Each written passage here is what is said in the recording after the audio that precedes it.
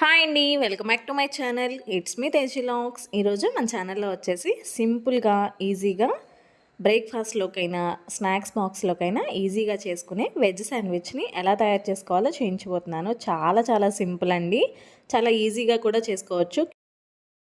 Sandwiches చేసుకోవడానికి మన ఇంట్లో ఓవెన్ లేకపోయినా కానీ, బ్రెడ్ టోస్టర్ లేకపోయినా కానీ, లేకుంటే శాండ్విచ్ టోస్టర్ లేకపోయినా కానీ ఈజీగా చేసుకోవచ్చండి. ఇంట్లోనే నాన్ స్టిక్ పెనం మీద కానీ, లేకుంటే నాన్ స్టిక్ ప్యాన్ మీద కానీ ఈజీగా చేసుకోవచ్చు. చాలా చాలా సింపుల్ అండి.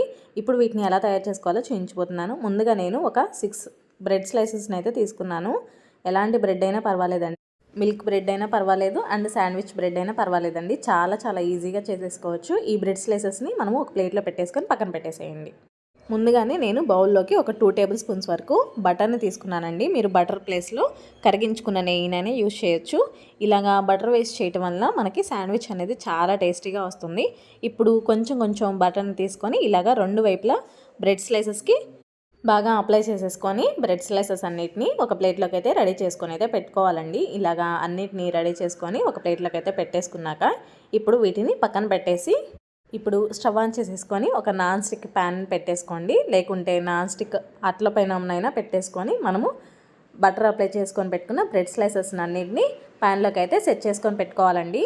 ఈ బ్రెడ్ స్లైసెస్ని లైట్ గోల్డెన్ కలర్ వచ్చేంత వరకు రెండు వైపులా బాగా క్రిస్పీగా కాల్చుకోవాలండి. మరీ బ్రౌన్ కలర్ వచ్చేంత వరకు కాల్చుకోవద్దు. బ్రెడ్ అనేది బ్రౌన్ కలర్గా వచ్చేస్తే చేదుగా అనేది వచ్చేస్తుందండి. చూడండి, వీడియో క్లిప్లో చూసినట్లుగా ఈ విధంగా క్రిస్పీగా కాల్చేసేసుకొని రెండు బ్రెడ్ స్లైసెస్ని ఒక ప్లేట్లోకి అయితే తీసేసుకొని పక్కన పెట్టేసేయండి. ఇప్పుడు అదే ప్యాన్లో మిగిలిన బ్రెడ్ స్లైసెస్ని కూడా వేసేసి నేను చెప్పినట్లుగా మంటను మీడియం ఫ్లేమ్లో పెట్టేసి బ్రెడ్ స్లైసెస్ని బ్రౌన్ కలర్ వచ్చేంత వరకు కాకుండా గోల్డెన్ కలర్ వచ్చేంత వరకు కాల్ చేసేసుకొని ఒక ప్లేట్లోకి అయితే రెడీ చేసుకొని అయితే పక్కన పెట్టేసేయండి.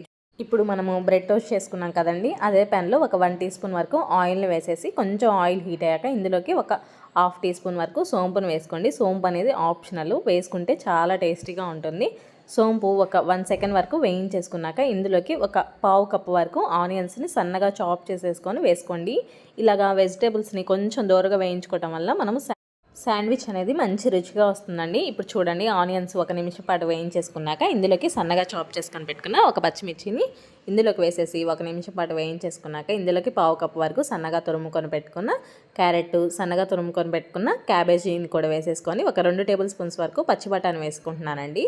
మీ దగ్గర క్యాప్సికమ్ ఉంటే కనుక క్యాప్సికమ్ కూడా వేసుకోండి. ఇలాగా అన్నిటిని వేసేసి హై ఫ్లేమ్ పెట్టేసి ఒక 2 లేదా 3 నిమిషాలు బాగా దోరగా వేయించేసుకోవాలండి. మరీ పచ్చిగా కాదు, మరీ ఉడికిపోయినట్లుగా కాదండి, లైట్గా పచ్చి పచ్చిగా ఉంటే సరిపోతుంది. అప్పుడు మనకి తినడానికి కూడా చాలా టేస్టీగా ఉంటుంది అండ్ పిల్లలు కూడా చాలా ఎంజాయ్ చేసేస్తారు. ఇప్పుడు టేస్ట్కి సరిపోయినంత చిటికెడు సాల్ట్ వేసేసుకోండి. మనం తీసుకునే బటర్లో కానీ, చీజ్లో కానీ, మైనీస్లో కానీ కొంచెం సాల్ట్ అయితే ఉంటుంది కాబట్టి లైట్గా సాల్ట్ వేసేసుకొని ఇలాగ ఒకసారి కలిపేసేసుకొని ఇప్పుడు ఇందులోకి ఒక హాఫ్ టీ స్పూన్ వరకు పెప్పర్ పౌడర్ను వేసేసుకోండి. పెప్పర్ పౌడర్ను కూడా వేసేసి ఒక నిమిషం పాటు వేయించేసుకున్నాక ఇప్పుడు ఇందులోకి ఒక 1 టీ స్పూన్ వరకు బ్లాక్ సోయా సాస్ను వేసేసుకోండి. ఇలాగా బ్లాక్ సోయా సాసు, నెక్స్ట్ ఒక 2 టీ స్పూన్స్ వరకు టమాటో కెచప్ని కూడా వేసేసుకోండి. ఇలాగా సాసెస్ అన్నిటిని వేసేటప్పుడు మంటని లో ఫ్లేమ్లో పెట్టేసి వేసుకోవాలి. ఇలాగా సాసెస్ని వేసేసుకున్నాక ఒక 2 నిమిషాలు బాగా కలిసేలాగా బాగా కలిపేసేసుకొని స్టవ్ ఆఫ్ చేసేసి పక్కకు దించేసేయండి ఈ ప్యాన్ని. ఇప్పుడు ఒక మిక్సింగ్ బౌల్ తీసేసుకొని మనము ఫ్రై చేసుకొని పెట్టుకున్న వెజిటేబుల్స్ అన్నిటిని ఒక బౌల్లోకి అయితే వేసేసుకోవాలండి. ఇలాగా బౌల్లోకి వెజిటేబుల్స్ అన్నిటిని తీసుకొని సన్నగా చాప్ చేసుకొని పెట్టుకున్న మీడియం సైజు టమాటో ముక్కలను వేసేసుకోవాలి. ఇలాగా టమాటో ముక్కలను వేసేసుకున్నాక ఇప్పుడు ఇందులోకి ఒరిగానో ఉంటే ఒరిగానో వేసుకోండి. లేకుంటే నేను ఒక 1 టేబుల్ స్పూన్ వరకు మిక్స్డ్ హర్బ్స్ని వేసుకున్నాను. నెక్స్ట్ ఒక 1 టేబుల్ స్పూన్ వరకు చిల్లీ ఫ్లేక్స్ని వేసుకుంటున్నానండి. మీ దగ్గర చిల్లీ ఫ్లేక్స్ లేకపోతే కనుక మనం ఇందాక వెజిటేబుల్స్ని వేయించుకున్నప్పుడు కారం కొంచెం వేసేసుకోండి. నెక్స్ట్ ఒక 2 or 3 టేబుల్ స్పూన్స్ వరకు మైనీస్ని వేసుకోండి. వెజ్ మైనీస్ వేసుకోండి, చాలా టేస్టీగా ఉంటుంది. ఇలాగా వేసేసి అంతా బాగా కలిసేలాగా బాగా మిక్స్ చేసేసుకోండి. ఈ వెజిటేబుల్స్ అన్నీ మైనీస్లో బాగా మిక్స్ అయ్యేలాగా బాగా మిక్స్ చేసేసుకోవాలండి. ఇలాగా అంతా కలిసేలాగా బాగా మిక్స్ చేసేసుకున్నాక ఇప్పుడు ఈ బౌల్ని పక్కన పెట్టేసి ఇప్పుడు మనము ఫ్రై చేసుకొని పెట్టుకున్న బ్రెడ్ స్లైసెస్ని ఒక ప్లేట్లోకి అయితే సిద్ధం చేసుకొని పెట్టుకోవాలి. ఇప్పుడు నేను మిల్క్ మిస్ట్ వాళ్ళది చీజ్ స్లైసెస్ యూజ్ చేస్తున్నానండి. మీ దగ్గర నార్మల్ చీజ్ ఉన్నా కానీ వాటినైనా గ్రేట్ చేసుకోవచ్చు. నేను ఇలాగా చీజ్ స్లైసెస్ తీసుకొని ఒక బ్రెడ్ స్లైసెస్ మీద ఇలాగా ఒక చీజ్ స్లైసెస్ని తీసుకొని ఇలాగ బ్రెడ్ మీద అప్లై చేసేసుకొని ఇప్పుడు రెడీ చేసుకొని పెట్టుకున్న వెజిటేబుల్ మిక్స్ని కూడా ఒక 1 టేబుల్ స్పూన్ వరకు వేసేసి అంతా స్ప్రెడ్ చేసేసుకోవాలండి. ఇలాగా స్ప్రెడ్ చేసేసుకొని ఇలాగా వెజిటేబుల్స్ అన్నిటిని అప్లై చేసేసుకున్నాక మీకు ఇష్టం ఉంటే ఇంకొక లేయర్ని చీజ్ లేయర్ని అప్లై చేసేసుకొని బ్రెడ్ స్లైసెస్ని అయితే పెట్టేసుకోవాలండి.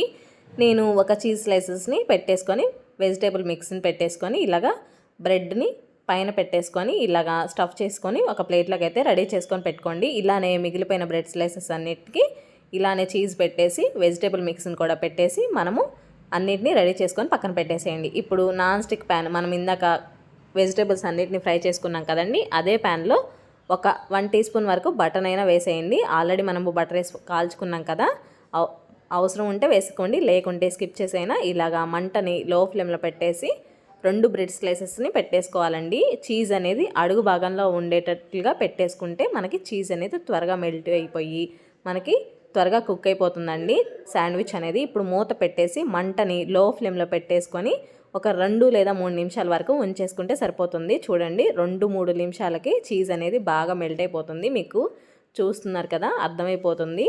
ఇప్పుడు కరిగిపోయిన చీజ్ మెల్ట్ని మనము తీసేసుకొని ఒక ప్లేట్లోకి అయితే సర్వ్ చేసేసుకోవాలి. అంతే అండి, చాలా చాలా సింపుల్గా వెజ్ శాండ్విచ్ అయితే రెడీ అయిపోతుంది. ఇప్పుడు మిగిలిపోయిన స్టఫ్ చేసుకొని పెట్టుకున్న బ్రెడ్ స్లైసెస్ని కూడా పెట్టేసుకొని అన్నిటినీ ఈవెన్గా ఫ్రై అయ్యేలాగా 2 వైపులా బాగా క్రిస్పీగా వచ్చేంత వరకు బాగా ఫ్రై చేసేసుకోవాలి. అంతే, చాలా చాలా సింపుల్ అండి వెజ్ శాండ్విచ్ చేసుకోవటం. ఇప్పుడు నేను ఒక శాండ్విచ్ని అయితే కట్ చేసి చూపిస్తున్నాను చూడండి. మీకు ఇష్టం ఉంటే నార్మల్గా అయినా తినేసేయచ్చు, లేకుంటే ఇలాగా శాండ్విచ్ షేప్లో కట్ చేసుకొనైనా తినేయచ్చండి. చాలా చాలా ఈజీ అండి, చాలా టేస్టీగా కూడా వచ్చింది.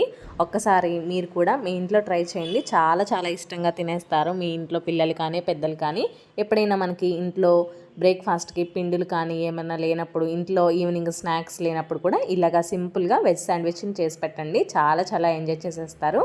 మరి ఇంకెందుకు ఆలస్యం, మీరు కూడా మీ ఇంట్లో ట్రై చేసి మీకు టేస్ట్ ఎలా వచ్చిందో నాకు కామెంట్ సెక్షన్లో కామెంట్ చేయడం మాత్రం మర్చిపోకండి.